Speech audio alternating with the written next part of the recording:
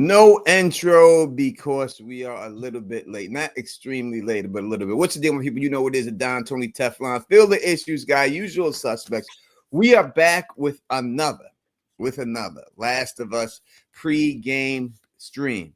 Number one place for the fans, by the fans. You know what you got to do. Hit that thumbs up button on your way in so that this could get spread out. I am sorry about last people asking what my video was last week. For the Last of Us review for last episode. I was busy working on another video that took me a very long time to complete. So I was trying to get that done, and that is what got in the way of that video. But I should be able to get one up tonight for this show. So hopefully I can do that and everything else. That's what I hope. So let's say what up to some of the people who are rocking with us. Debbie, Ebby, Baby is in here. LU is in the building. Our girl from down under, Carla Way, is in the building rocking with us. We got Queen Lee is up in this piece rocking with us. John Haymaker is in this piece. My man Big Bank is up in this piece rocking with us right now. Who else do we got? I know we got more than that. I could see it by the people that count that. Smokey the Bear is up in here. China Moon is up in this piece rocking with us. And a bunch of others. Let's see. I said Debbie. Debbie, that Sinners video was probably it was super in depth. Yeah, it was that Sinners video. It took me a while to do it. I should have got it out earlier and stuff. Maybe would have got a better response, but it is what it is. I had already done the work, so I just stuck it out because I really wasn't going to stick it out at all. But I said, whatever, I'll just do it because it took me so much time. What up, Melissa? What's going on? What's going on? What up, Calvin? What's going on? Oh, what's going on? What's going on? It is mushroom risotto day in the land down under. All right, we're going to get right into this thing in this video and this episode. Hopefully my lighting is better. I changed the filter on my light, so hopefully that fits my skin tone better than just the pure white light. Hopefully that works. Hopefully you can see my beautiful brownness instead of a washed out version of the Don. And so let's start off. Phil, are you there with me? What did you think of the last episode of The Last of Us? It wasn't my favorite. I mean, I understand that we need sort of catch up episodes and stuff sometimes. And I don't always, and I usually, what's weird about these kind of episodes, Tony, is I'm usually somebody that likes these kind of episodes that really take the time and get into character and slow down the pace of everything that's going on. But I didn't love this episode. I liked some stuff in it. I continue to love the actress that plays Dina. She, like, every scene she's in, she steals. And I also think Catherine O'Hara as the therapist, even though the part is completely ridiculous, like she's still eating scenery in the right way. But like half the episode was like a cutscene. Was just like Gray said it. You could just fast forward part of the end of the episode, like when they're just sort of like, you know. When they're sort of riding the horse from Wyoming to Seattle. And I also understand that Joe said this, and this is something I want to hear about you. These first 3 episodes, and I didn't realize this, and this is something for non-game players, and Tony, who's played the game, like I'm saying something he knows. Those first 3 episodes are just like the prologue of the game. Like the reason this next episode, this first episode 4 is called Day 1 because it's the first. It's like when the game really starts. Correct? Like basically everything we've seen so far is the prologue. And I guess it's not that I didn't like last week's episode, Tony. I feel like they could have edited the season, since we only have 7 episodes, a little different. So last week's episode maybe had some excitement in it because it seemed like sort of everything that was in last week's episode could have been put in another episode with something more fun happening. I don't know. It wasn't my favorite episode of The Last of Us personally. I don't want to be a downer, but I didn't really like it. I was bored. I was fucking bored. Calvin Lawrence Jr. says this episode was top tier television Emmy. So I'm going to disagree with you, Calvin. No disrespect. And I appreciate anyone who feels that way, but the Don doesn't. I literally fell asleep and woke up during this episode. Okay, so I wasn't the only one that was bored. I fell asleep. No, and it's not what they were doing. All right. This is the thing I have the problem with the episode, besides being boring to me. When you seen this chick come down there and look for Joel, right? When you seen her coming down there, Abby was down there looking for Joel. That whole team was taking it extremely serious. They were out there to do a job and everything else. These chicks look like they're on safari. All right. They're walking through they're riding the horse without a care in the world. There are supposed to be clickers and all this other craziness and all these crazy cannibals and things like that going around. They're just riding the horse like not a care in the world. Not even like, oh, we're going to go there and just kill this girl. It ain't going to be no problem. And it's just like they're too nonchalant about it. And that's not the way it's portrayed in the movie. The show is completely different from the game. It's a whole different situation. But that fact right there, that they were just so nonchalant about it. Like it's nothing. Oh, we're going to go all these miles that we've never been before, right? And these are young kids reading a map. Now, I'm going to explain. I don't know many young kids that can read a map today. I'm going to be honest. I can read a map. I can go to the side of the road. I can go there, grab a map, and I can read it and get to it. I don't know a lot of adults that can do that. Not at this I don't know a lot of people who could do that, especially from what they had to get over there. But yet they are so nonchalant about it. Just gonna go and just take this stroll, and we're gonna go kill this chick, and we're gonna lay in the tent, and we're gonna make jokes with each other and everything else. You know, it just didn't feel real to me. It just took me out of the show because of that. They should have some type of worry or looking over their shoulder constantly, thinking something's gonna happen. But it just seemed like they were just picking flowers, walking down Mayberry Bush. It was a montage. It just didn't, and for that reason, it just didn't work for me. If they would have just made something like constantly, because if you're on a mission like that and you have these creatures that are, obviously there are more of these creatures than there are human population right now, and they're all over the place. You have to think you're in fear of these things constantly. If you go into the woods and you say, all right, there are bears in this area, you don't be walking through those woods all like that. We're talking just about a bear, right? Or even a bobcat, like, oh, a bobcat's been sighted. Even if it was just one sighting of one bobcat sighted in this area, you tiptoe through that shit. You're looking around, your head is on a swivel. You don't know if this bobcat is 10 miles from you, too. It just seemed like they were just so nonchalant. We're going to set a tent up here. They might as well just started roasting marshmallows, eating hot chocolate. They should have just did each other's fingernails, painted each other's toes. Oh, and the whole thing is you're going to kill somebody. You know, you're not just going out there you're going to kill someone, which is a very hard thing to do. It's something that should be, hard for you to even digest inside of you. And they just seemed so damn nonchalant. It was the same attitude that they had when they went in there to go kill that clicker. And I thought it was unbelievable then. And I'm going to say the same thing right now. It's just unbelievable to me, and it takes me out of the moment. Yeah. And it was, and the way they did it too, Tony, like almost fed into that with the slow music while they were going. And it was just like, yada, yada, yada, yada, let's montage this. Even the Joel funeral scene that they made seem like was going to be a bigger moment in the trailer was just sort of one piece of the montage that got them in it.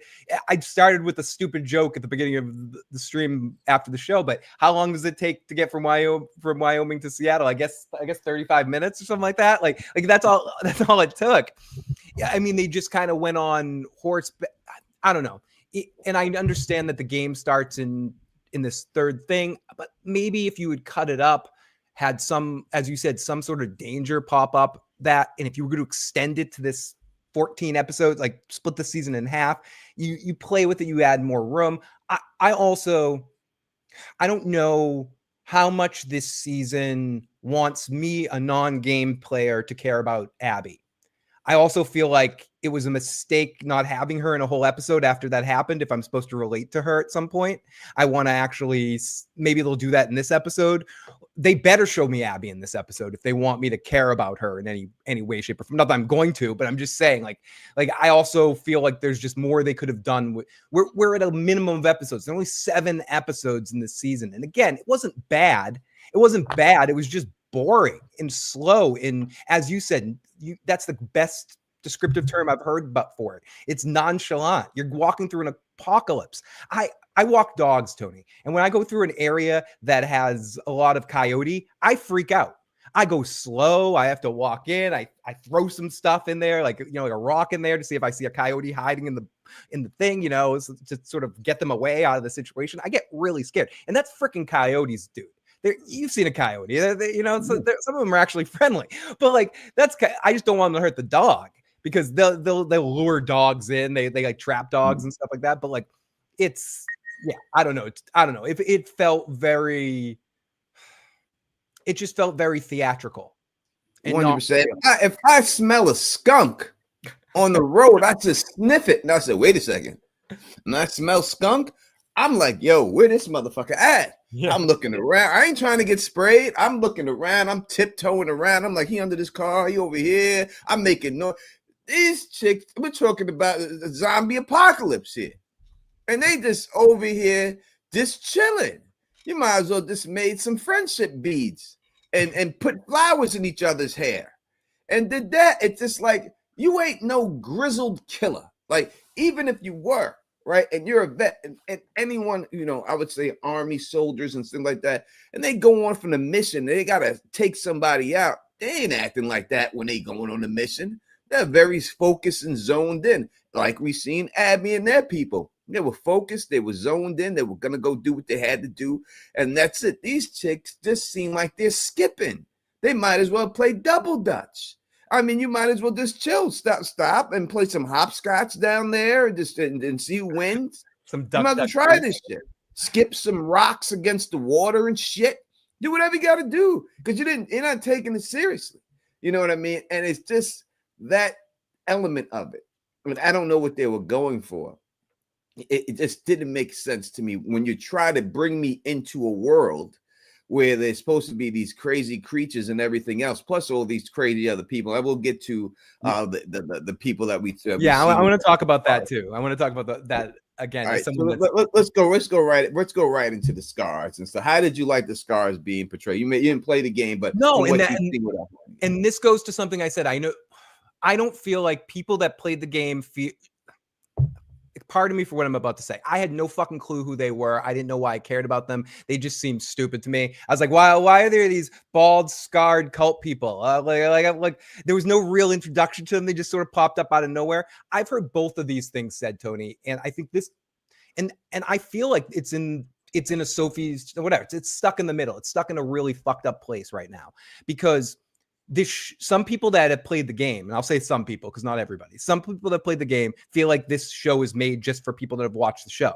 And as someone that hasn't played the game, sometimes I feel like this is made for people that just already know the information. Like they're almost yutting that everyone knows the information from the game. And this was a moment where I felt like I should have known more of who these people are when they showed up. Like they were waving at the camera like, oh, there are those people. I know you know who those people are, Tony. I know Joe knows who those people are. Like the Seraphins, or like I know their name now because it got mentioned on the other night. But I didn't know anything in that moment. And I feel like it's kind of warped compared to the way they introduced Abby, like where they sort of showed you everything. And I mean, if you're going to take everything from the perspective that we're in Ellie's perspective and seeing everything for the first time and seeing everything new, do that all the time. I don't know. I thought you're a better person to answer that question because you know who the fuck these people are. Like, how do you feel like they were portrayed for because I know they're a part of the game. They are. I think they made these people more sympathetic than Abby.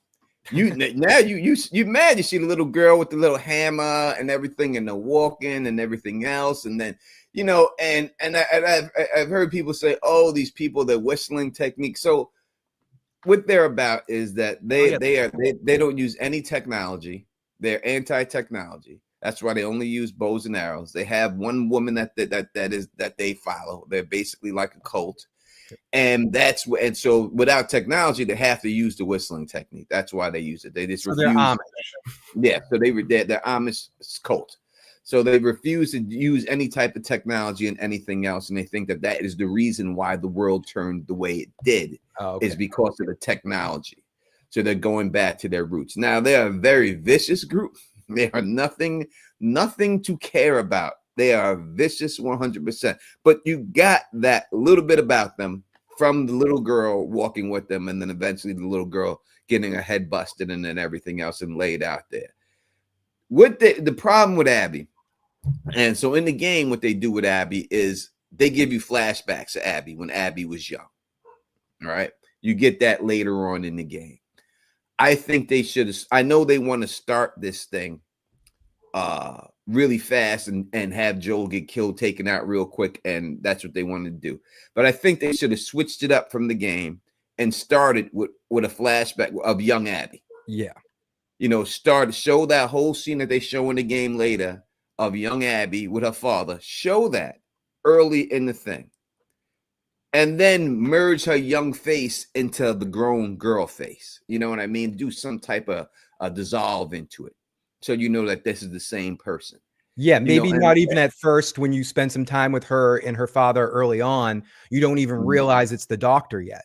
Like you're just with this girl and this guy and you're seeing this awesome father. And I haven't seen the flashback. I'm just assuming you see like an awesome father-daughter relationship and all this sort of shit. And then eventually it keeps going forward, and that fast forward can actually not be with her. It could be with him. And then you do a close up on him and then you pan out and it's Joel shooting him. And you're like, oh shit, that's that dude. And then you go over to Abby. And then you go over to her at the graveyard. And then you pan, you know, then you zone it right to the graveyard scene, right? You merge it right to that. And now you have a background story of why she is, of everything. You were willing to do that for the Sarah fans, but you weren't willing to do that for Abby. And I think that if you try to give the flashback scene now, no one's going to care. It's going to be too much because everyone's going to be like, oh, everyone has a relationship with the father. Yada, yada, yada. This is what it is. You know what I mean? So you do that first. I think they could have moved that up, put that in the beginning, then merged it to the scene with her and with the graveyard and everything else. And then you have some consciousness about this chick of what she's going through and why she's going through what she did and everything else and all that. So, what is this question? Sonic Tony, what's your take on the White Walkers versus? This is not a take. This is really a take. This is like the 100 Gorilla. Yeah, just now that I said that last week, haven't you seen a week of people talking about it? Like it's everywhere. All right, let me explain to you. I'm glad I mentioned it. And this is the same thing I will say to people when they say, "Who win the fight, Jon Snow or Aragorn?" Listen. You're talking about when Jon Snow and Aragorn. You're talking about a guy. You're talking about a guy who kills big trolls by himself. One's he takes out. Yeah, he takes out mystical creatures by himself. You know, 1-on-1, he jumps on that back, he stabs him, he's running around, he could jump. Jon Snow's a regular human. So it's the same thing when you're dealing with clickers and bloaters. The White Walkers are mythical beings. You can't just take a White Walker out. Number one, the guy gets a spear that takes down a dragon with one shot. What are you gonna do? They have no chance. Number one, all you gotta do is kill one, whoop, and raise it, and then fight the other guys. Kill one, whoop, raise it, and fight the other guys. And that's what they'll do, though. And that's how they made their army to begin with. They wipe you out, and then they raise you as their army. So when the clicker and bloater comes, they're going to kill a clicker or bloater, throw one of those spears at it. When it gets up, they'll resurrect it. That bloater will start fighting the other ones, kill a couple more. They'll raise those ones up, and they'll just stand in the background, just watch the whole thing. And that'll be it. And there'll be nothing. You can't stop them. They'll just stay there on a cliff, and there's nothing you can do against it. It's a mythical being. It's not a fair fight. I mean, if you want to say clickers and bloaters versus zombies, but the White Walkers is not them. The White Walkers aren't the undead. You know, they're the ones who raise the undead. It's not a fair fight. And from the simple point, even if you like, unless the clickers and bloaters are walking around with dragon glass or Valyrian steel swords, I don't see how they stop even the whites. I think they're just going to be overwhelmed. And you don't know if the Night King can just raise the bloaters because they're actually, or all those people because they're actually all dead anyway. So I don't know. So he raises the dead. If they're dead, he raises them. So if they're still somewhat alive when they get killed, he'll just pick them right back up. Like everything that was in there that was laid out on that floor, the Night King inside there and inside Jackson, he could raise every one of those things up and they're all fighting for him. So and with the Jon Snow and Aragorn thing, you're dealing with somebody that's like 6 foot tall and then 6'8" or whatever. Aragorn's like a very huge dude too. That's what people don't realize with the Lord of the Rings things. They're giants compared to normal men. And it's not regular people. These guys are. He can kill a troll by himself. He's done it. Jon Snow can't kill no troll. He couldn't even be the Fen. Yeah. And when you look at Jon Snow got his ass kicked every one-on-one fight he's ever had. He could like Carl Tanner kicked his fucking ass. Everyone kicked his ass. Yeah, Cat Tanner from Flea Bottom beat his ass. Flea Bottom kicked his ass, dude. If it wasn't for one of Gilly's sisters, Snow would have died. Snow would have lost that fight. He would have been dead. He lost every fight, and without outside interference, he would have lost every fight. The only person he beat was Ramsey because Ramsey's half his size. Ramsey half his size, and Ramsey can't fight, so yeah, he beat him. Of course he did. But everyone who could fight before Jon Snow lost every fight. It's just obvious. Carl Tanner had his ass beat easy with two switchblades like butterfly knives. The dude had butterfly knives. You had a sword, and he still whooped your ass. Yeah. You had a Valerian steel sword. You got your fucking ass kicked by a guy with butterfly. It might as well have been soda pop from the outsiders. Yeah, things gonna take Aragorn that took like a an army of fucking orcs himself. Like, by himself. by himself. Just jumped down and was just like, yeah, doesn't get tired. Nothing. Everything else. Come on. Yeah, come on. Jon Snow's a flea. Yeah, it's not a fair fight. It's not a good comparison. People like be real realistic with the comparison. So yeah, I thought that the introduced the scars in the face was fine. I understand they're trying to make them again seem like the more compassionate side compared to Abby's side. So once again, we're going they're needling you to say that Abby's side is the bad side, even against these people. Abby's side is the wrong side. I don't know what they're going with. They just want them to be the ultimate bad guys, and that's what they're going for. I don't know how they plan on doing it, but it seems like that's the route they're going in. And if they're trying to get you to care about Abby, which I don't think anyone can, I don't think they can bring it back. I don't think there's anything they can do to bring it back. They did a really bad job at that. Yeah, I mean, that's the thing, Tony. And maybe they're not trying to. Maybe they're doing all of this to make because from what, again, a non-gamer's perspective, right now I'm thinking, and this is just, and I don't know if this is comparative to what actually happens in the game. I'm thinking that Abby's crew, the Wolves, the WLF, whatever they are the bad guys. They came in there and wiped out this poor family of these like earth whistling, this whistle Amish cult bald folks, like these scary evil people, like Abby's people. Like she got in line with like an evil militant crazy organization that's run by the governor or Negan or something, some dude like that, or like John Locke from the Rick and Michonne series, like some sort of like crazy military leader guy, and these guys are the bad guys, and yada yada yada. I don't know if that's what we're really supposed to feel. We're gonna have an episode coming up, one of these next 4 episodes, that we're in Abby and their perspective, and they're the good guys. Like, and if that's the case, they really fucked the pooch. Like they didn't do enough early on to add enough like disillusion to make you question that when those moments come. It's all they've done in these first 3 episodes is establish the WLF and these folks as which maybe is what they're trying to do, a capable villain. And and I don't give a shit about Abby. And to your point, I don't think there's anything they can do.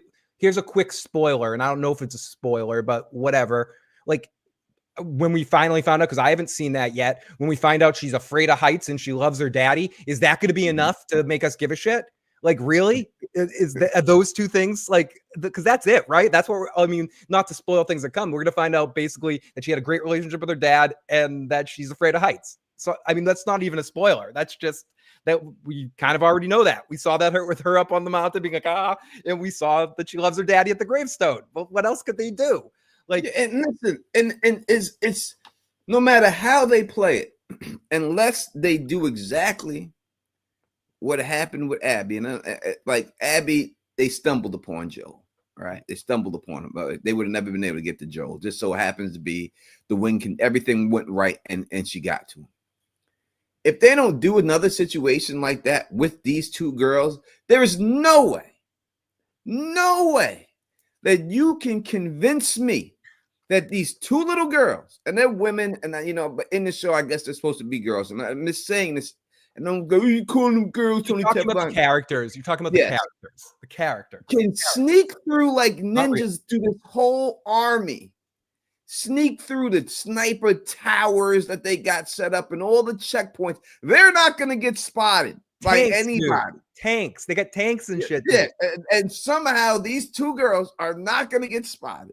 They're going to be able to slip through the cracks and everything else and all that stuff and finally get to this chick. You know what I mean? And be like, oh, well, we got her. And we got the drop on her. It's not believable to me. All right? It's not believable. You know, they're not trained like that. They don't have any type of ninja training. Now, if you would have showed me them doing some ninja tactics, throwing stars, some shinobi shit, even playing the game like I did when I was little, I would have gave you a little bit more.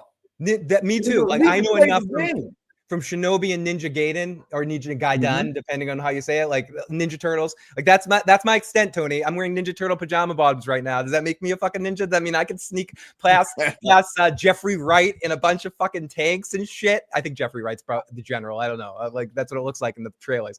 With Jeffrey Wright, a bunch of tanks, a bunch of snipers that are on military shift duty, watching all that. But these two random people, this is almost as believable. Well, no, it's less believable. Like when Jorah and they just wander into Vast Dothraki, but there was like an open port that people could go into, you know. But even then, they got busted. This is like these two people that are not part of the organization. So what are they going to do? Like beat up two people? We're going to go like Keystone Cops, and they're going to like tackle two people and then put on their uniforms. They're going to go Star Wars on Star Wars Day. They would have to. And that works in Star Wars because of the time. But when you look at it realistically, it ain't working, right? But for the time when it came out in the 70s, that worked. You know what I mean? So, but they would have to, maybe they fake it and say they want to join the army themselves and become recruits or something like that. That's more believable. You know what I mean? But them just trying to do some cagey stealth at night thing, sneaking in there, and that's unbelievable to me. If they do that, I'm just going to laugh about it. And I hope they don't do that. I don't know exactly which way it's going to go, how they're going to play it for the show. But because, again, it's a totally different situation when you deal with the game. This is not the way it happened in the game and everything else. I'm not going to go into spoilers with it and stuff, but it was totally different, 100% different. And I will say that they have changed Tommy's character from the game to the show 360 degrees. It's not the same Tommy. 100%. It's all not the same. He is not the same from the game. Tommy in the game is more like Joel than he is this guy that they're showing. And 100% of everything that he does. And he's responsible for a lot of stuff that happens that they're trying to sugarcoat him like he's this great family man in the show and all this. That is not the way it is in the game. I tell you, he's Joel's brother through and through. And it's obvious. And that's the way he is in the game. So why they did this and everything else, that's up to them. They want to make him the hero and make people care about him because they knew that Joel was going to go. So they needed to have somebody else there. But it just doesn't work for me and everything. I think they could have did a better job at it and everything else. And I'm not doodling on the show or anything like that. I'm just giving you my personal opinion. I want the show to succeed. I love the game. I hope we get everything else. Just take this question. Is from what is that? How do you say Pippo? Pippo. Is that Pip? Sure. Pippo. Let's say Pip. It's better that way. Pip. Tony, would you like to see a 24 episode show of the Night Fort from Westeros, a Game of Thrones? I would say 24 episode show of the Night Fort. I don't think you need that long to do the Night Fort because a lot of the histories happen in different time periods. So it would be like if you want to have a show that focuses on the Night King's reign of the Night Fort, you want to have a show that focuses on the 79 Sentinels and all that stuff, or you want to combine them more. I'd take any Game of Thrones lore in the show. I think it'd be a better cartoon than it would be a regular live action show. If they did it in a cartoon form, I'd rather see it done like that. I think it could be done really well. Yeah. And I think I would like to see, I hope whenever the first one that they try is a huge success, because I think animated would be very interesting with some of the ideas for projects moving forward for Song of Ice and Fire. Yeah, Look I at how think good X-Men 97 was. Like, and there's so many Mhm. examples where, like, I don't know, you can do so many more interesting things with animation. And I think it fits really well. And there's precedent for it on some of the DVD and Blu-ray commentaries where they did like quick animations with some of the actors doing voicing chapters and stuff like that. Mhm. Like I think even if we ever want to see the remake that people want to see, like do it again, Let me once pull up. Winter comes out, it'll be animated. It I'm won't. yeah, pull up. Let me pull this up for them. Phil, keep talking. And if Michael Bay was the showrunner, we would have more explosions. But yeah, I'm also not saying this episode was crappy. It's just when you have 7 episodes, I think this is an episode that will be much easier to take in on a rewatch than it is watching week to week. It's slower. It's something you can kind of fast forward through, and you're not waiting a week to watch it when there's only 7 weeks of a show and they're already cutting a whole game in half anyway. When is Dunkin' Egg coming out? I don't think there's been an official announcement yet. My guess would be They got that Wheelman show coming out. So I guess probably the fall, right? Maybe I think it'll be right after the Wheelman. This Wheelman show with the guy from Lost is the lead in that. Oh, which guy Lost? The blonde hair guy. Oh, you never Sawyer? seen the thing? You didn't see the thing? It looks good. Oh, I'll have to check it out. So Sawyer's getting another show. Awesome. Good for him. Yeah, he's got a show coming up. Let me pull this up for people who are asking for it. Let me put it up there so you can see it. The Last of Us season 2, episode 3, titled "The Past," had 768,000 linear viewers on HBO. This represents a slight improvement compared to episode 2, but is still lower than the season premiere. While the episode saw a 12% increase in viewership compared to episode 2, it still didn't reach the viewership's number of the first episode.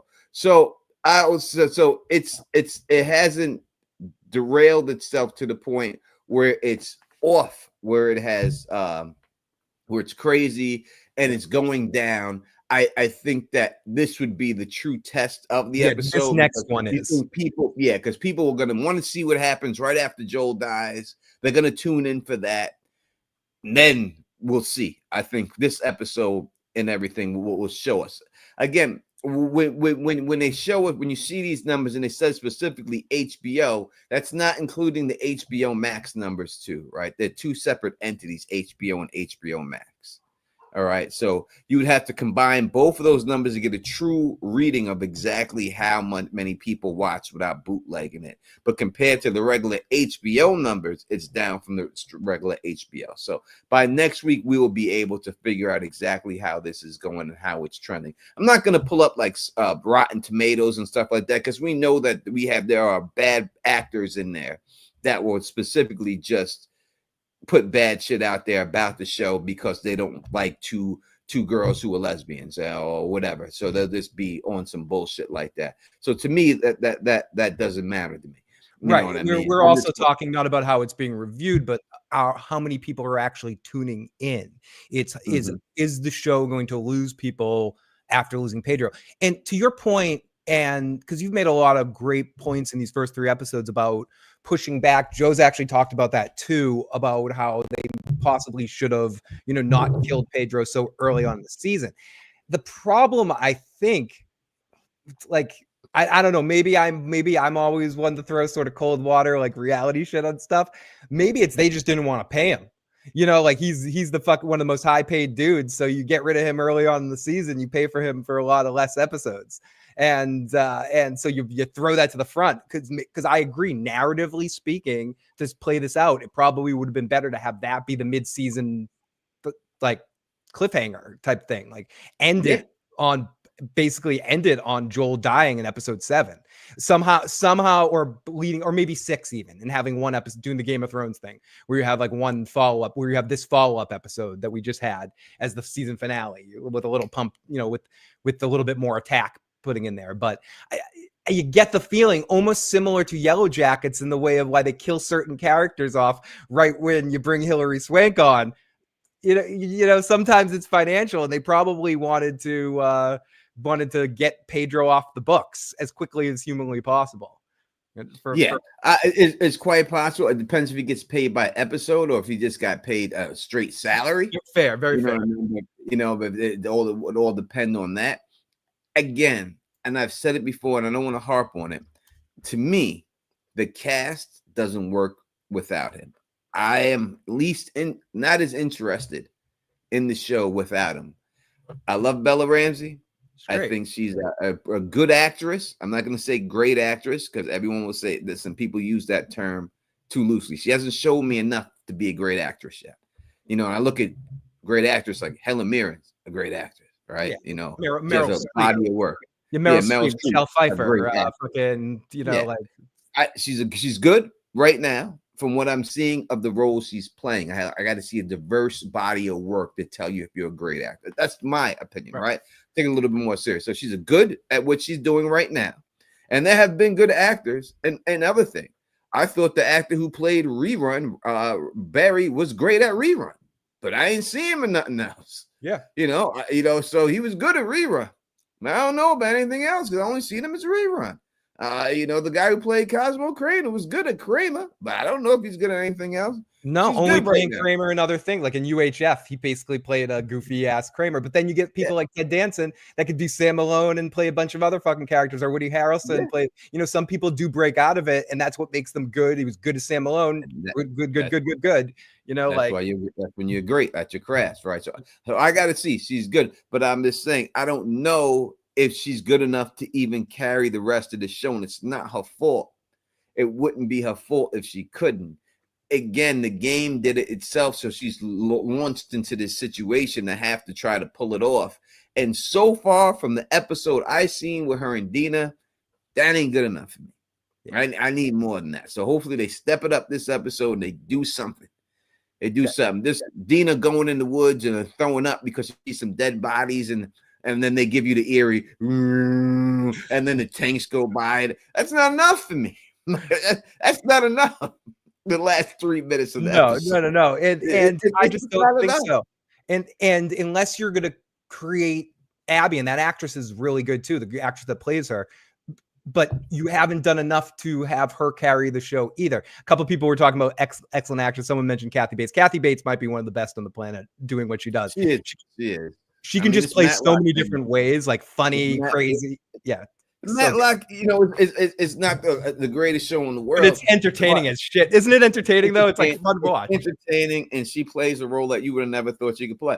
That you would never seen her playing. She plays it very well. It's a good eating show, Tony. It's like a show you put on when you're having dinner and you don't have to pay attention to, and you put on the fucking new Matlock, and it just makes you smile. It's like it's not a great show, but if they are looking for a show that has great acting in it and knows how to carry a show like this, this is a filler episode, knows how to make a filler episode still important and still worth watching, and knows how to leave a cliffhanger where you're at the point like, motherfucker, why did you do this to me? I need the next episode now. Go watch Mobland.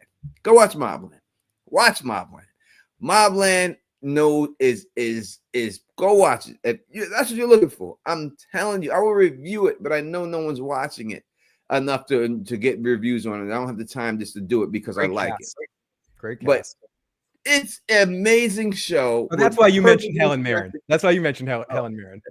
I liked Helen. I know, but that's why she was on the tip of your tongue because she's awesome. She's awesome in that fucking. I had a crush on that lady like my whole life. Awesome. I love Helen Mirren, but yeah, she's awesome on the show, and they're all amazing on it. Every one of them is amazing on it and stuff. It's just an amazing show from top to bottom. Like it's to the point where if it continues, you have to start looking at this show like The Wire, The Sopranos. It could be that good if it continues on that. No, and we got to give some love just in general to Paramount Plus that's organized a good handful of watchable shows. There's Matlock and Tulsa King, which are kind of on the same level. They're like watchable, fun, like entertaining stuff. And then Mobland pushes it really like to another level of being like a really good quality show. I mean, Paramount Plus does have a collection of good. Landman is really good. Yep. If you have a chance to watch Landman with Billy Bob Thornton, that's a fucking I know some people didn't like The Offer, but I enjoyed The Offer for what it was, which was the story about the Godfather. Yeah, The I thought Offer that was fun. great. Yeah, so I know some people that didn't like that, Tony. I fucking How loved can't it. you like The Offer? Yeah, dude, The I Offer, loved it. they're trying to do The Offer again on Apple right now with the studio. Like Yep. it's a whole take off of The Offer, and it's not as good. Yeah, The the Offer is Offer great. wasn't it. I'm glad The you Lion, like that because a lot of people didn't like that for whatever reason. the Lioness is great. The Jackal is great. Yep. I mean, all those shows are good. Watson's pretty good. Watson's good. It's another one of those shows you can just get into and just watch it and do stuff in the background while it's going on. You know what I mean? But those other shows, those shows are great. They have great shows on Paramount Plus. It's definitely worth it. I don't work for them. They don't pay me. They should. But I'm telling you, if you want to watch something, Paramount Plus does have some good shows. Not to mention really all the Star Trek and all the reality shit. If you're into Survivor or Big Mhm. Brother and everything Star Trek ever. Yeah, 100%. But getting back to this episode, it's really hard for me to say stuff. Yeah, that what else? happened. What else are we talking There's about? nothing. Can anyone in the chat tell me something I missed that happened in the show? Because I don't think I can. Okay, Because we kind of hinted at this, but we didn't get into it before they leave town. We've yada some of the things that happened before they left, which was they went up to Tommy. They told Tommy what was going on, and Tommy said, "Fuck all, I can't. Yeah, I'm not coming. You guys, we're gonna take this to a vote."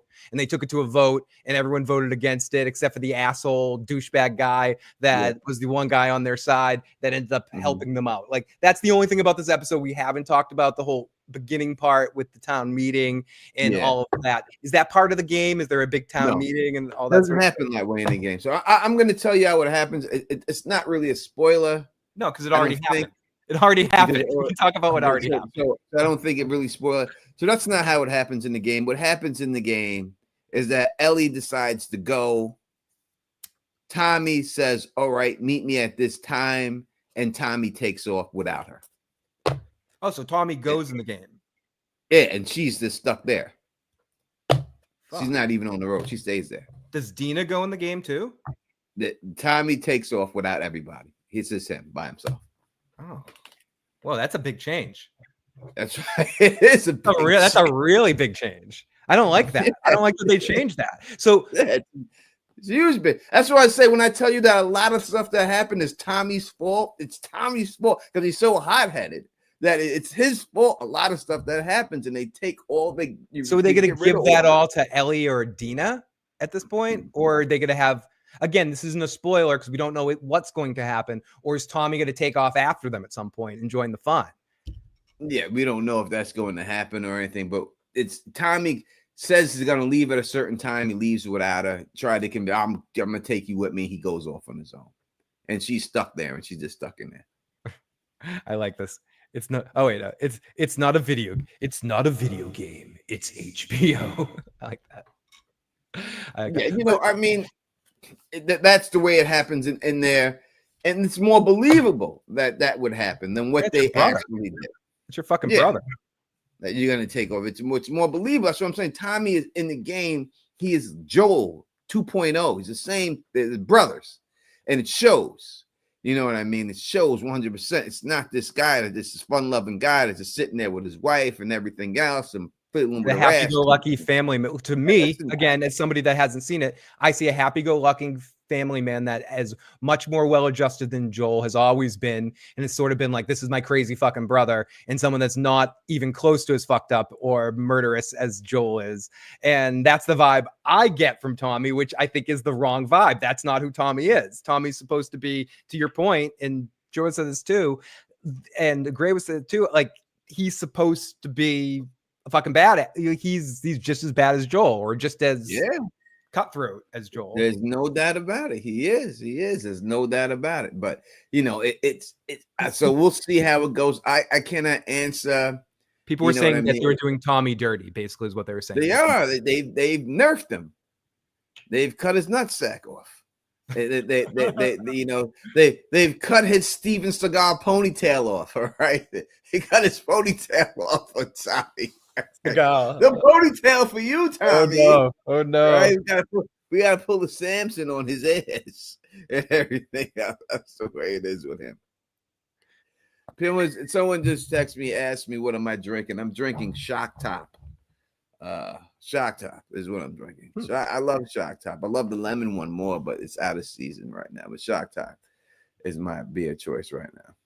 Wolf Spear says, I think we will find out later that Tommy did indeed leave before Ellie and Dina.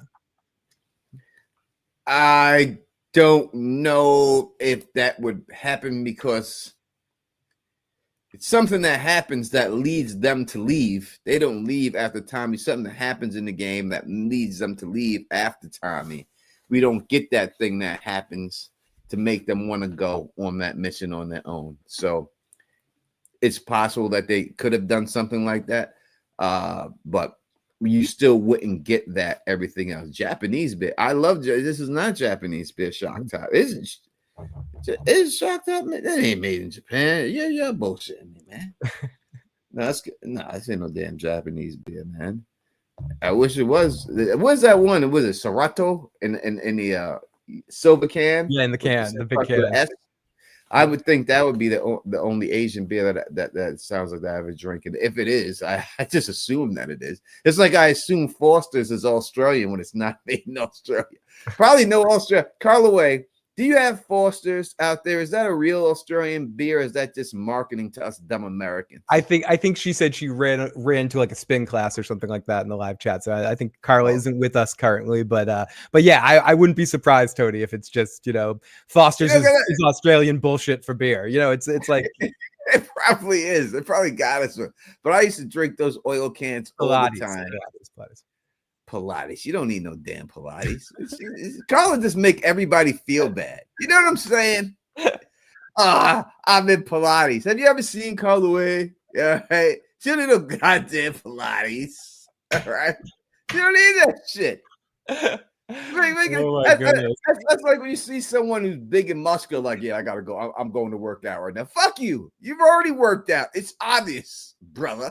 You don't need to go. Like, I need to go work. You don't need to go. You're good. You just I'm skipping it'd be like me saying I'm skipping ice cream tonight or something. So no, eat some fucking ice cream. Eat some fucking ice cream, asshole. Jesus goddamn Christ. I'm in Pilates. I got it. Shit. There ain't no goddamn stuff or anything like that.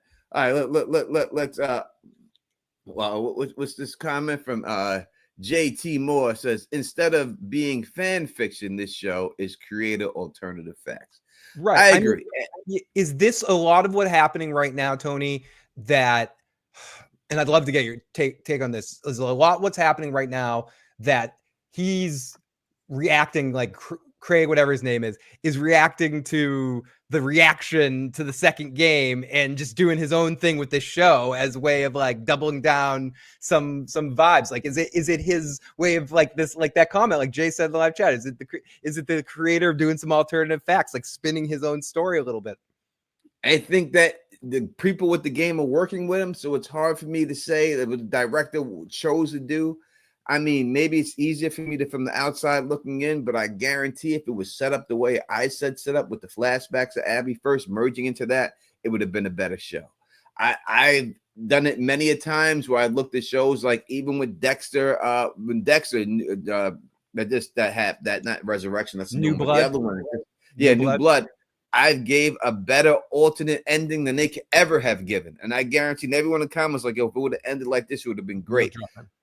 Yeah, I can tell. I see exactly how to go. Even when I look at From and I watch From, I see the mistakes that they're making and how they could have made things better and how it could have been a better show if they would have just changed a couple of things. And maybe that's backseat driving or Monday night quarterbacking. You know, they need to get us in the writers' room. Like, let's just be real. They need that. They need us in the writers' room.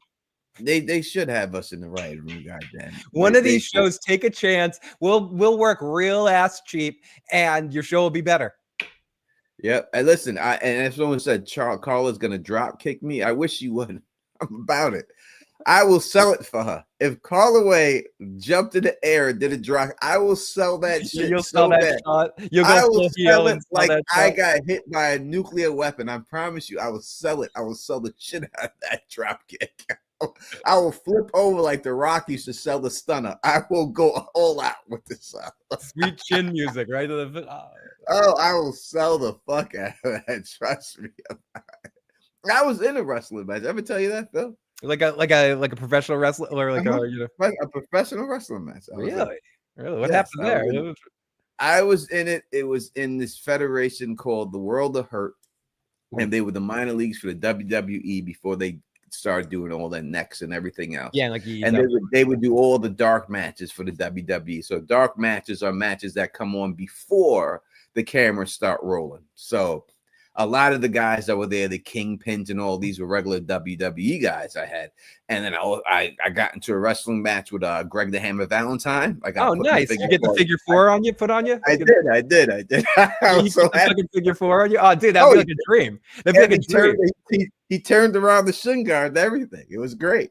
Oh, dude, either that or getting DDT'd by Jake the Snake would be like that's amazing. It's amazing. You know, I live for it. But I got this one particular thing. I was a manager for this guy, Dave Danger. Oh, you would be a great wrestling manager. You'd be like Bobby the Brain and shit. And then I was doing a rap performance in the ring. We were rapping, me and my partner, Chris Quackenbush at the time. We went by Q, and then the Kingpins come in the ring, and then they started insulting Schenectady, and then they just snuff us, and they clothesline me, and then they picked me up on their shoulders, and I told them, I said, I want to take the Doomsday device, because they were going to just give me the heart attack, and I was like, nah. I said, if you're going to knock me out, do it right. I said, I'll take the Doomsday device.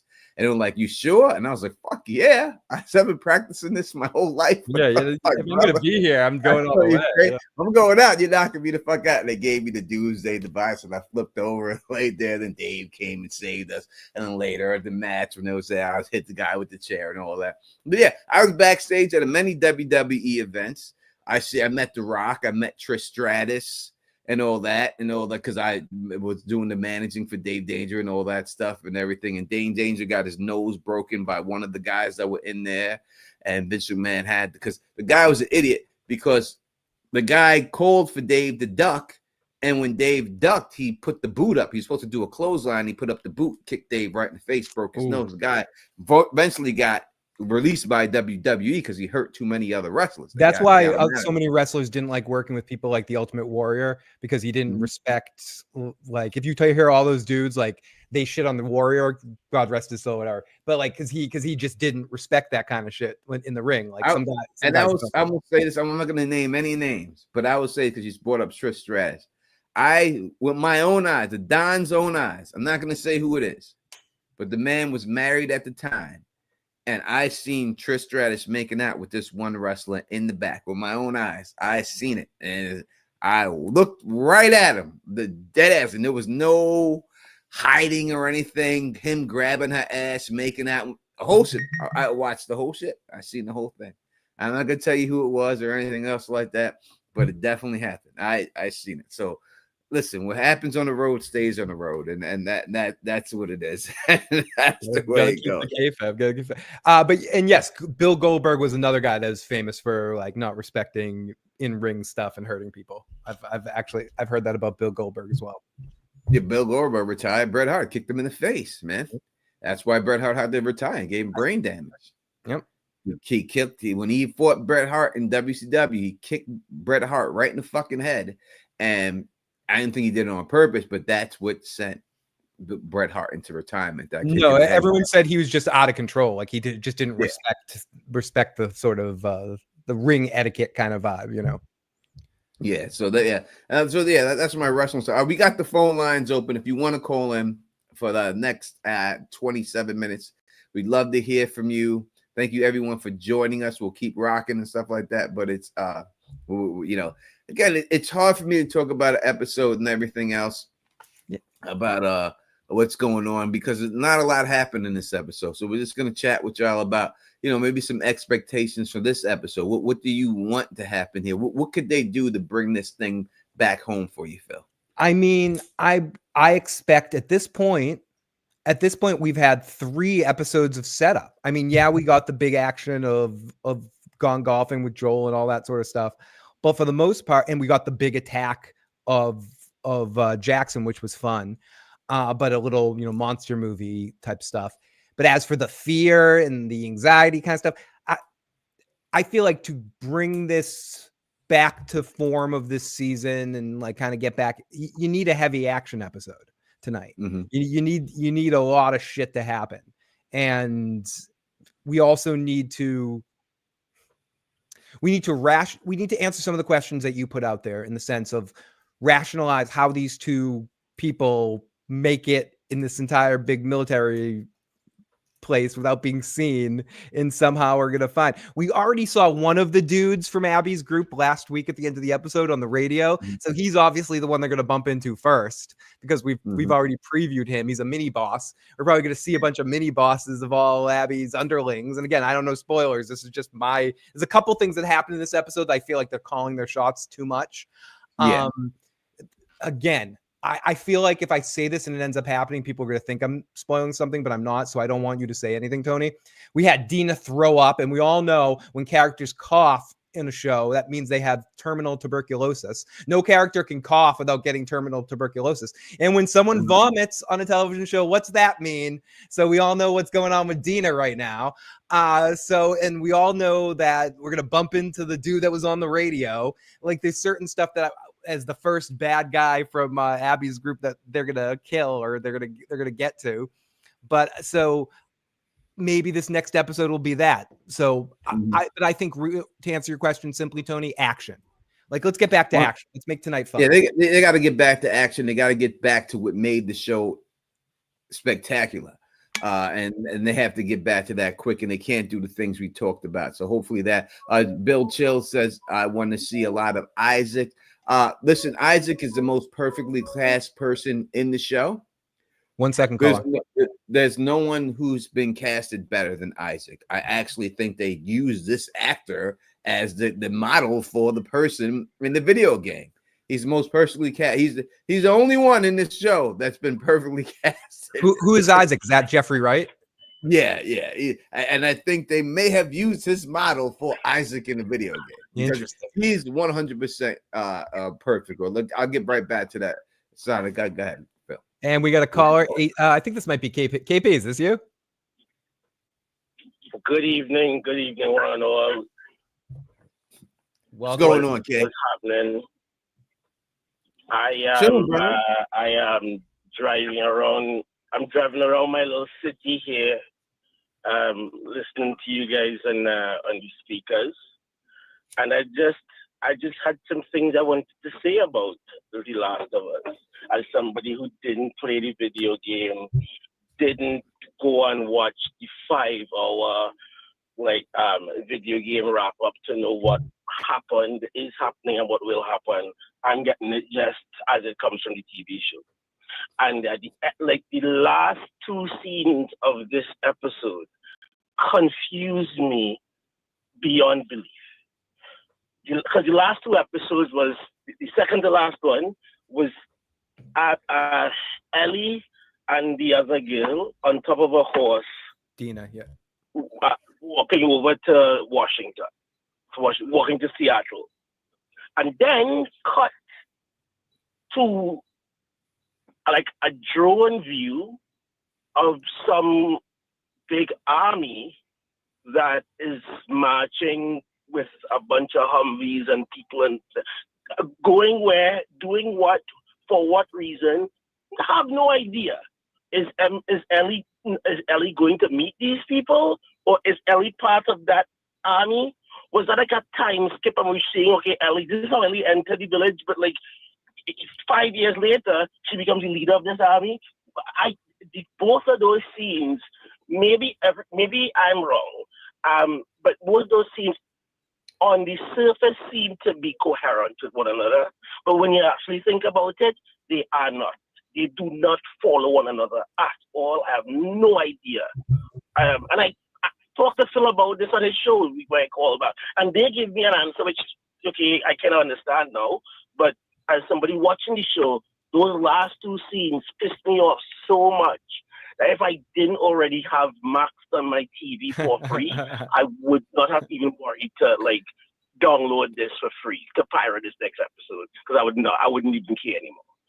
What do you guys have to say about it? Am I losing my shit? Am I just crashing out, as the young folks say, or is there some merit to the words them saying?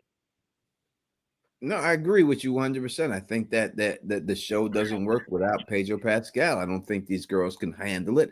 And I think what they've given them so far to handle it, the episode after the dude dies, what they give them to handle it is not enough to make you want to continue watching them. It's just not enough. You know what I mean? It's not the way it goes. Let's look at it like this, right? Let's just say Game of Thrones. If we just take away all the layers of Game of Thrones and just focus on one specific character, right? Oh, I thought you were saying focus on tits and dragons. Yeah, that would be good too. But let's just focus on one character, right? Arya Stark. Same type of age situation, young girl thing.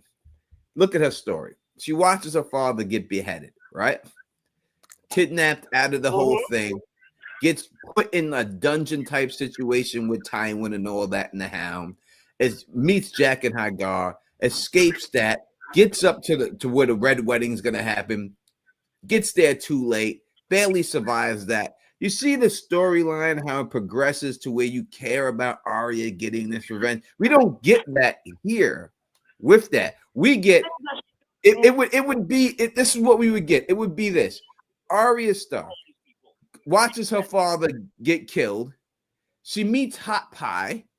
And they take a stroll along King's Road, picking fucking flowers all the way up to the place with not a care or fear in the world, just saying they're going to kill the queen or the king or whoever they felt like. That's what happened. It would be the same thing. And then they make it there unscathed, no problems. It's an easy role for them to do that.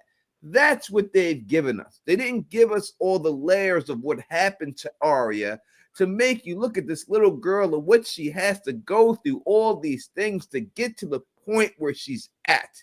They took all that away from us and just make Arya hopscotch all the way down there, not even taking it seriously. Arya took everything seriously. She was intense about everything. Whether she killed someone or stabbed someone, she was always intense. Didn't look good when she killed the person in the mill when she was stabbing him the first time. Didn't look good, but it wasn't supposed to look good because she wasn't used to that shit. You know what I mean? But that is the whole thing about it. And before you respond, KP, let me just take this super chat. Thank you, Auntie Slayer. KP too. Yeah, thank you, Auntie Slayer. My biggest complaint is that the town hall meeting wouldn't give Ellie a chance to truly be vulnerable and eulogize Joel. They didn't. Why didn't they go that way? Basically, is what they're saying. Yeah. We'll take. I'm gonna leave this on the screen. I'll take this in a second. Yeah. I have a comment about that too as well. Go ahead, Phil. Oh no, I wanted to talk about Auntie Slayer, but yeah, KP, respond to Tony. All right. Yeah. Just in summary, as my last brief note, I agree with you, Tony. At no point have I been made to believe that Ellie is formidable in any way. I did not hang up on KP right there. That wasn't me. You did it. And that's the whole thing. Like Arya, when you look at Arya Stark and the revenge for her father getting killed, you've seen Will Spear. Thank you so much for gifting 10 Teflon TV memberships. That is so generous. So generous, especially when that channel is in the tubes right now. So I appreciate it. I would say you've seen the progression of Arya to where she became who she was. She wasn't this killer. She learned along the way working with Syrio Forel just for fun and then taking it seriously. And she built to this level of who she became when she finally came back, was able to fight with Brienne and do all the things. And then she was still afraid when she got down with the White Walkers. She was cocky in the beginning. And when she seen what it was really about, she was afraid, but she fought through the fear because Melisandre gave her that one pep talk and got her through it. It's a progression. We haven't seen this progression with Ellie. All of a sudden, we're supposed to believe that she's this ninja. She's supposed to be able to do all these things. We see nothing from that. And someone who didn't take anything seriously as she's going out to kill some girl and she's not taking it as serious at all, to me, brings the show down. Now, you wanted to answer Auntie Slayer's question. Yeah, my biggest complaint about the town meeting, we didn't give Ellie a chance to be vulnerable and eulogize Joel. No, I mean, she gave that great monologue. That was probably one of the best acting speeches that Bella's done so far. And it was sort of important, but no, they didn't really give her a chance. And then I would add that when they get to the point that she gets to Joel's grave, that scene was very quick. I mentioned that earlier too. We didn't really get a serious moment like that. And I feel like the town hall was Tony, did they do the town hall? Did they do the attack just so they could do the town hall and rationalize why people wouldn't go after who killed Joel? Because it doesn't make sense. Like by doing that, by creating all these other people dying in town, you minimized how crazy of a thing it actually was that happened. And the asshole guy mentions it. These people came into our town, killed us, all these people. If the attack didn't happen, more people would have been upset about that.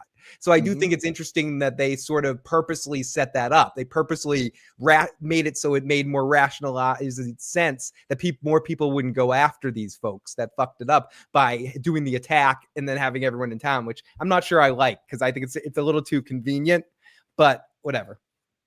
Yeah, it just, they should have made it mean more. And that's what I would have wanted them to do. Make it mean a little bit more that he's gone. Made the brother care a little bit more. Made the brother's wife. Made it seem like it was people putting flowers outside of his house, and probably they tried to say that's enough, but they didn't give you that Ellie moment, and they should have done that. Thank you again, Wolf Spear. I put it on the board for the 10 Tough Line TV memberships, and anyone who became a member because of Wolf Spear, please thank him in the comment section. I can't see it from here to know exactly. Yeah, I got the list if you want to know. Yeah, if you want to read them off. Yeah, we got Samuel, we got Mr. Rojo, we got Pick a Struggle, we got our good friend Doc Kaiju, we got Lou, our good friend Lou, and we got Linda, and we got Mahogany, we got Laura, Janet Lee, and Black Hand Jack. Yeah, Doc Hodges been lurking. He ain't even been in the comment section. He's just lurking today. We exposed you, Doc Kaiju. You couldn't hide with those goggles. It happened. We've sniffed you out, Doc Kaiju. Ninja. I've been called out too the same way. Something like a channel membership, and you're like, Tony, why aren't you in the podcast, asshole? Get it in. I appreciate you watching, Doc. I know you don't like the show anymore, and he said he wasn't going to watch the show anymore, but he's still here supporting, so I appreciate it. Kelly Johnson says, got S8 killed more characters arc than Danny in King's Landing. 100%. They did do a bad job, but we're more talking about this and how they're messing up Ellie and how they could have made it more meaningful and stuff, So thank you. And as for Kelly Johnson, I was going to do the stream with Mace the Pain. It's still going to happen this week. Had to reschedule it. So at some point this week, we'll be doing a Song of Ice and Fire. It will be a brand 1 chapter. We're going to read the whole chapter and give you our opinions on the chapter right off the bat with Mace the Pain from the Small Council. We're bringing it back, so look forward to that. And I'll also be doing a live stream about Sinners. I'll do a Sinners live stream since I dropped a couple of videos on that, and I have a lot more to say about it. So we'll be doing a live stream on Sinners if you're interested in that and all that good stuff. Again, at the end, when it's all said and done, if you need more of this whole situation of The Last of Us, make sure you go to Phil the Issues Guy's channel. He'll be live with Joe Dirty Locks, and they'll be rocking, and they'll keep you up, and they'll give you all the instant reactions and everything. Make sure you go there and subscribe to the channel and everything else and all that good shit. Make sure you're there and everything else. We got 2 super chats here. Let's go through it real quick. Right here, as Rabina says, love your channel, bro. Thank you so much. Truly appreciate it. Thank you. It really means a lot to me to hear things like that because I'm wishy-washy on stuff, man. I'm telling you, I can go one way or the other depending on the day. So thank you. I appreciate that you appreciate the work. At least you can go in the positive direction, Yeah, I try because my mind's something be going in a different way. Kelly Johnson, Septimoon's killer won't reveal themselves here. It was going to be about Septimoon. That was going to be what the first thing was. But Mace the Pain has to do more research before he can give a theory about it. So I'm going to give him the chance. So we're going to do brand 1 chapter first. It says, Phil, are you going to cover Dead City or no? Unfortunately, probably not. I haven't watched the first season. Joe might be watching it. We'll ask him tonight what he thinks about it. I haven't got a chance to watch a lot of the Walking Dead spinoff series yet, but eventually I'll catch up and do like a big cast on all of them and give my rankings, a tier system of them, all that kind of shit. But not this season. The Last of Us instead. That's what it is. I'm man Joseph. I'll be there for the live stream on Sinners. Thank you. I appreciate it. Hopefully you get some people in there. Listen, I put the video up again. It didn't do video. It didn't do views like at all, really that much. But the comments I got from the people who said it's the best Sinners video breakdown that they've seen on all of YouTube. They watched them all and they said mine is by far the best. I truly appreciate it. I worked hard on that video. You know what I mean? Writing that script and everything else. I actually wrote a script, and I usually don't write script for stuff. And I actually wrote a script for this one. So I do appreciate people who took a chance to watch it and stuff. I truly appreciate it. So a lot of things I could just freestyle, but it was just really too much for me to freestyle. I had to get my thoughts in process while I broke down. Kelly Johnson, thank you for the super chat. Lauren Cohen is fine. Don't care who is Lauren Cohen? Maggie from The Walking Dead. Oh, Maggie. Come on, Kelly. Come on, Kelly. You do better than that. Hey, fine. We're talking about fine here. Haley Seinfeld is fine. To me, it's different levels here. It's Scarlett Johansson. If you like her, then that's great for you. It's all about the eye of the beholder, brother. It's all about who you think is fine. It's not. There's no particular type of who is beautiful. To me, the most beautiful women who ever walked this planet, besides my mother and my sister, that's not related to me, I would say is Raquel Welch. No particular order, but they're all in the same. Raquel Welch, Halle Berry, Pamela Anderson in her prime, Foxy. You gotta go Foxy. Foxy Brown. Or Diana Ross. When I look at these ladies, to me, these at their time, Marilyn Monroe, were the greatest looking women who have ever walked this planet. And it's be hard for me to just to say that put anyone towards those. Good list. A few other additions, as I've said last week, I believe too. I'd put Linda Carter on that list too, like young Linda Carter. Linda Carter's close. I don't know if she's there. I think she's that tier to me that I put is you're going next tier. You're going like 1990s. Pam Anderson.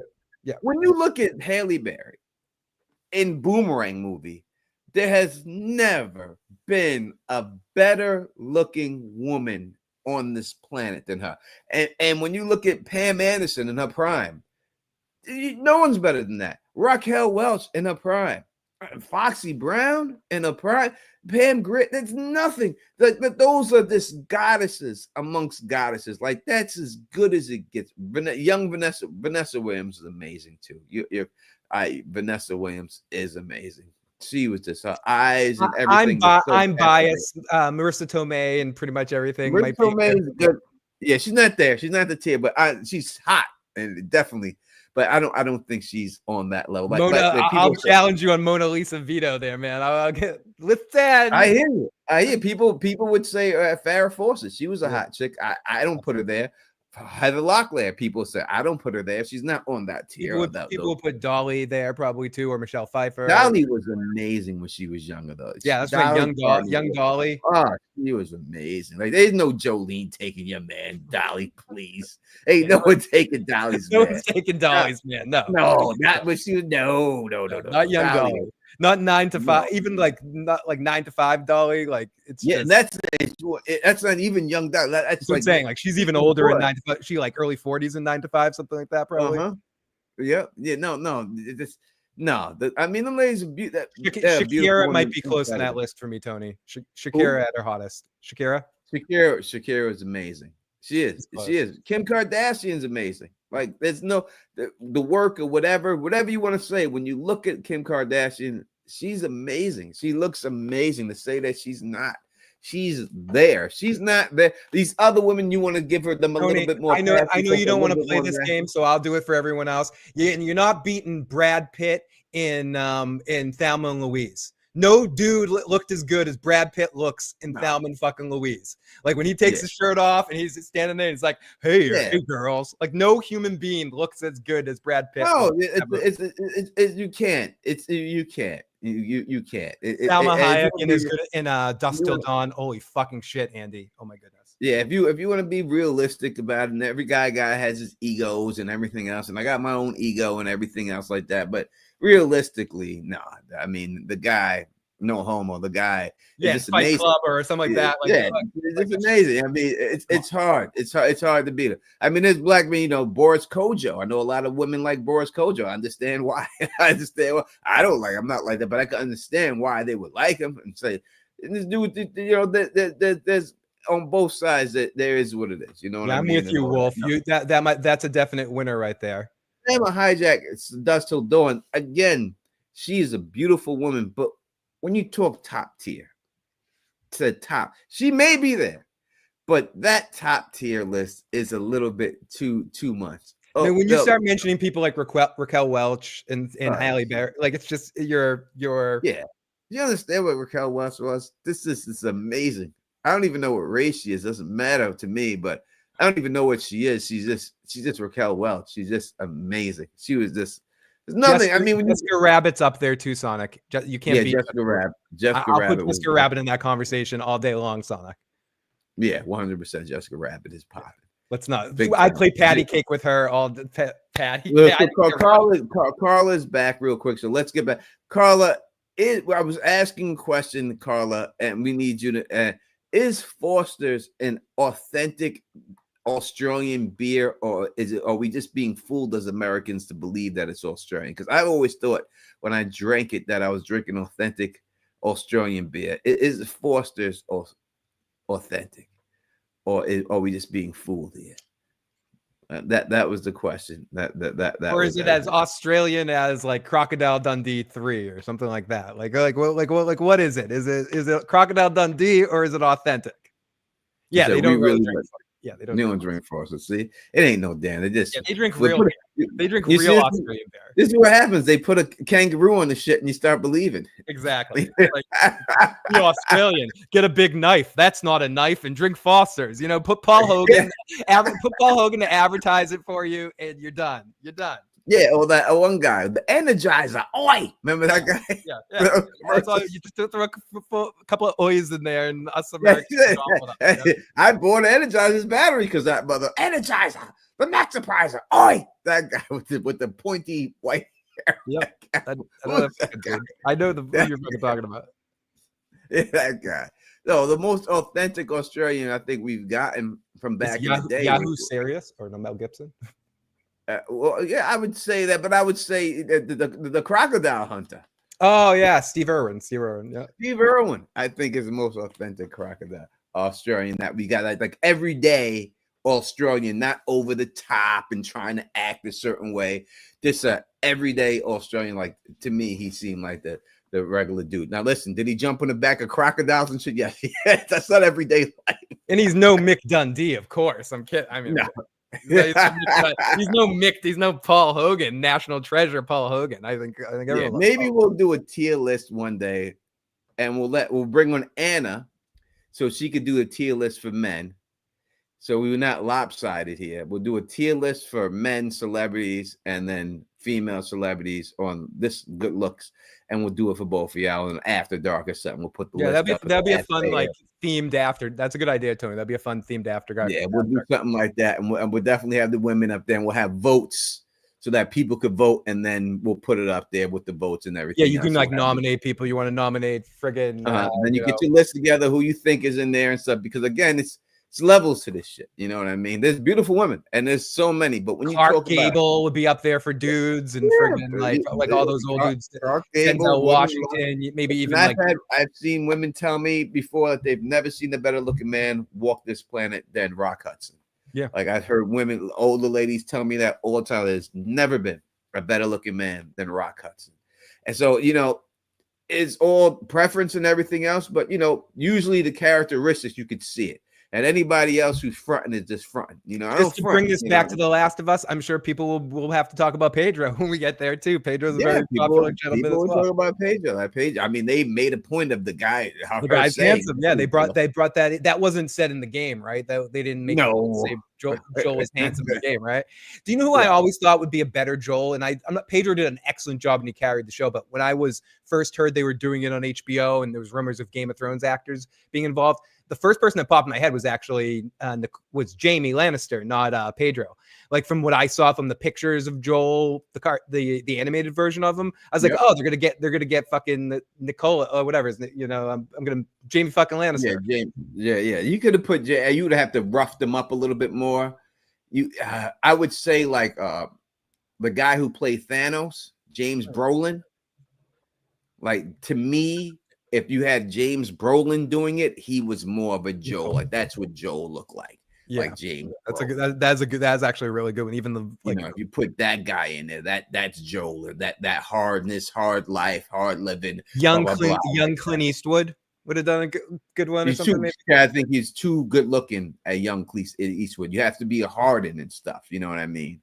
Joel wasn't a sex symbol on there. He was a hardened man. You know, Clint Eastwood is too been too good looking when he was young to play that role. You need to have a mid-age Clint Eastwood. You know, stupid question though. I know we're changing subjects, but it's a tough episode. So people are still watching. So we appreciate. Yeah, that episode was terrible. I was watching a video with Schwarzenegger and Stallone, and they were talking about the Mount Rushmore 4 names of the action movies, and people are like, "You two are on the list. Who are the other 2 besides Schwarzenegger?" And Schwarzenegger said Clint Eastwood, and Stallone said Bruce Willis. Who would your 2 be?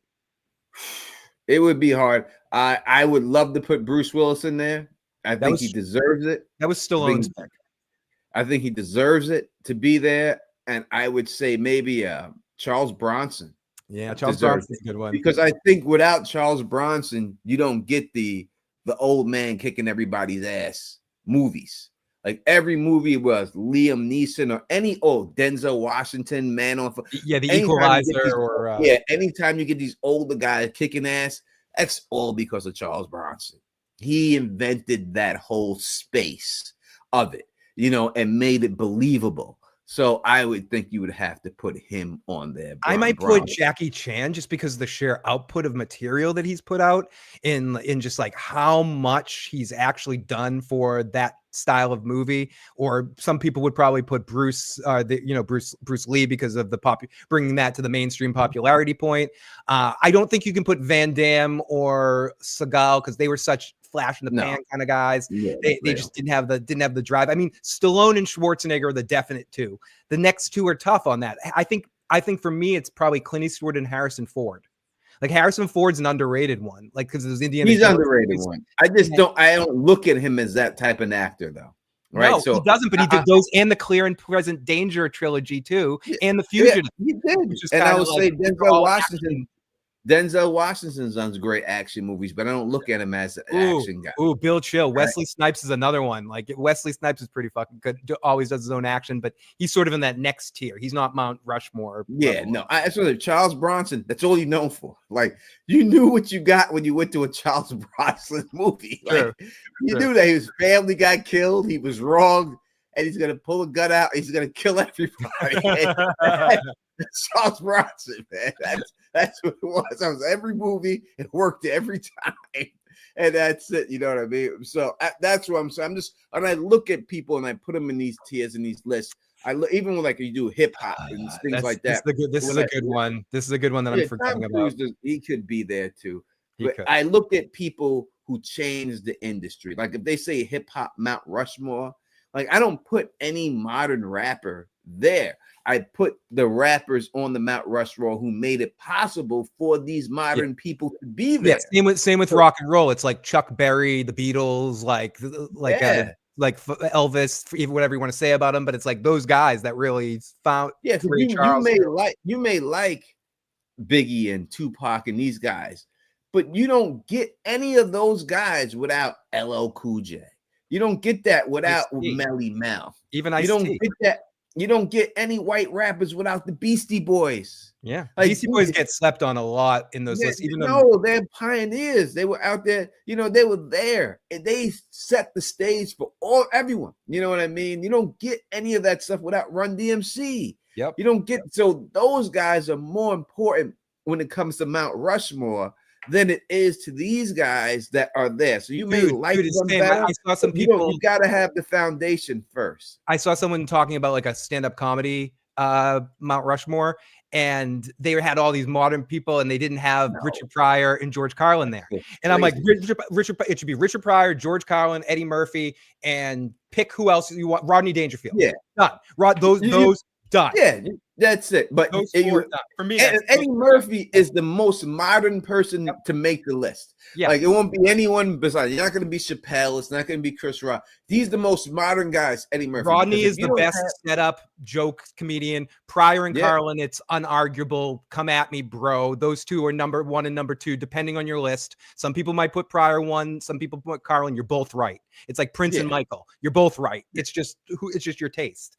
And then that last one's Eddie. And if it's not Eddie, you're wrong, because Eddie's the one that influenced the Chappelles and the Rocks. Like they would tell everyone else who came out after him. So Mount Rushmore means the people who made it for these other people to get there, not who your personal favorites are. So that's what I and honestly, as much as I would put Eddie over this guy, but there's another guy that might be important on that list, but before Eddie, that you might want to put there that doesn't get talked about that often nowadays, but you got to give him his respect as a stand-up comic, even if you can call him a piece of fucking living shit. And that guy may be eating Jello pudding somewhere in jail, or he's out of jail, but he's still in that conversation. He's in the conversation for Rushmore. You have to have Bill Cosby. Bill Cosby's in the conversation. He might eke Eddie out just because of the influential. He doesn't kick Eddie off. You have to just put him up. Eddie kicks Rodney out. He would kick Rodney out. He doesn't kick Eddie. Eddie don't get off because Eddie combined everything that they did, everything that Carlin did, politics, everything that the showmanship of Pryor, and then did impressions on right. And then he's one of he like Jim Carrey. Like I know Jim came after him, but then like Jim Carrey level and like it's him and Jim Carrey are like were on spot. Yep. He brought that all there. He combined all that and made it work, right? So that's why Eddie is there, and that's why Eddie can't go off that list. He would have to kick Dangerfield off. Robin Harris is great. So is friggin' Bernie Mac's great. Bernie Mac is great. Chris Rock's great. Dave Chappelle's great. You can go through on and on Mitch about Mitch Hedberg was great. Red Fox is great. Moms Mabel. Moms Mabley influenced a lot of people. You could put Moms Mabel in there. All these other female comedians were all inspired. You know who's really awesome and influenced a bunch of people and gets forgotten about? Someone like Stephen Wright, that dude that had the slow style comedy. But I mean, there's a lot of guys that influenced a lot of people that were really great people. Sam Kinison and Dice for what he was, like in that sort of shock comedy. When he came, Dice was the biggest comedian in the world for like 3-4 years in a row. And if you don't believe it, just ask him. But he really was. Like he really was. He was the biggest fucking thing. He was. If you like when Larry the Cable Guy came out and blew up, take that times 10. Yep. That's what Andrew Dice played. And Larry the Cable Guy blew up, but take that times 10. Yeah, that's what Andrew Dice Clay was. The only thing that was even close was Steve Martin's thing. And Robin Williams might be my favorite, but he copied too much from other people. He took too much. He's one of my favorites, though. Like you can't. But he did steal too much. Robin, he did steal too much. He admits it too. He's like, I do it by accident. I can't help myself. I just fucking do it. Like I can't help it. Yeah, he did steal too much. There's no doubt about it. I mean, it's just when you get to these levels, and again, it's hard. I look at more when I look at Mount Rushmore, I look at it as the foundation. Yeah, who created these things for these other people to stand on? And the only modern person I would put is Eddie Murphy. Everybody else, everyone else is behind on that era back then. There's no one above Eddie Murphy when he came out. And it's hard to argue with those top three of what they did for comedy. And I'm not saying Mount Rushmore, you say these are the greatest comedians. Well, the Mount Rushmore doesn't mean it's the greatest presidents who ever existed. There's always going to be more that exists, so you never can say it. It's the people who paved the way for the other presidents to come after them.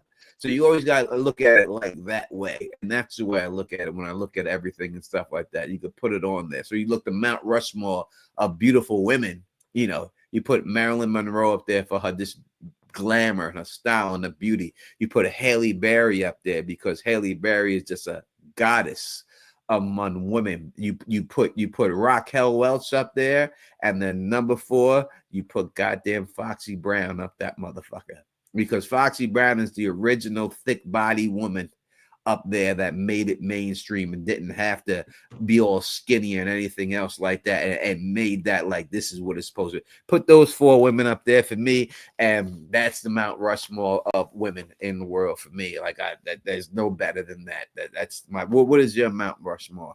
Ooh, I got to think about that, and we will definitely get into this on a later stream, though. Yeah, that is mine. Like everyone, like Marilyn Monroe is just glamorous.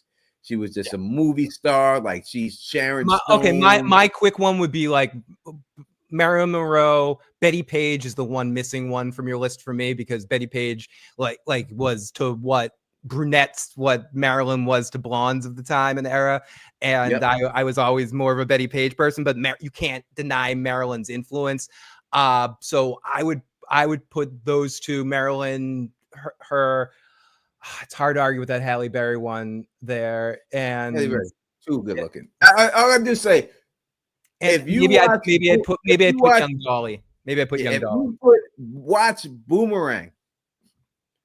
There is no better woman. There's no way you can look at any woman who ever existed and say she's better looking than Halle Berry in Boomerang. Yeah. She is flawless in that part. It's like it's hard for me not to put Pamela Anderson. Pamela Anderson was in her prime. She is amazing. I mean, it's just an amazing woman to look at. This gorgeous, stunning. And I'm like, there's some recency bias for me right now with Scarlett Johansson. Like, there's some other people that they're worth having discussions for, and that's why I feel like this is a whole After Dark podcast. Well, yeah, because I couldn't kick Pamela Anderson off of Raquel Welch. I can't take her off of Pangria. I can't take her off of Halle Berry. That's why I feel like we need to do this as a tier. Marilyn Monroe, so she can't get there. That's why I feel like we have to do this as a tier list, like S tier, A tier, like go down those roads and be specific for time and age too. Yeah, when we get to like Sean Connery in 1964 or something, like, you know, like there's certain ages. Women love Sean Connery because he was dashing. You know, it was Sean Connery. It wasn't until he said he would slap a woman. He likes to beat his women. Oh, Manny Penny, I would slap a woman. Well, he said it with Barbara Walters in the interview. Yep. He said it live with her. He said, yeah, I think a woman deserves to get a good slap now and there. And that's what ruined him. Once he said that, if he never said that, it would have been fine. Angela Jolie is amazing to look at. But someone just said Angela Bassett. Yeah, I can't argue with that. But yeah, that's why I put Pam Grier, because Pam Grier is the essence of them. Like, they came after. Pam Grier was the first original big body, beautiful, big booty, big boob black woman that didn't have to be skinny and made it and everything. That's why Marilyn Monroe and Betty Page are locked on my list, because it's the first like brunette, first blonde, like bombshell in that situation. If I found there's a lot of people, Tony, we gotta get ready to watch this. Yeah, it's true. Yeah, we'll let these people go and everything, so you can get ready for the episode and everything else. So yeah, Sean Connery's paying for strong. You go watch the interviews. That's right. That's right on national TV. Yeah, Dorothy Dandridge was amazing. Red Lipstick Club. And again, we're gonna do it with you. We're gonna do a tier list with you, me, Phil. And if you want to invite another girl, you can. And we're gonna do the men. Me and Phil will do the women, and we'll do a tier list together on the After Dark. We'll get that done really soon. I was, she is amazing, and I'll not say she's amazing, but I'm just saying, when you look at what she was plus cultural impact, it's not, you can't not put Marilyn Monroe there. Yeah. Oh, absolutely. I think that's where you get into your argument for Raquel Welch too. There, it's hard not to. Raquel Welch was just everything. She was just everything. She had everything. She had everything. Booty check, boobs check. And look, even James Mansfield. James Mansfield. Oh my gosh, she's gorgeous. Yeah, gorgeous. And talent. And lots of stinking talent. all these actresses, what happened to the boobs in Hollywood? They have no boobs. All these actresses nowadays are all no boob chicks. Back then, there was all big boob chicks, natural big boob chicks.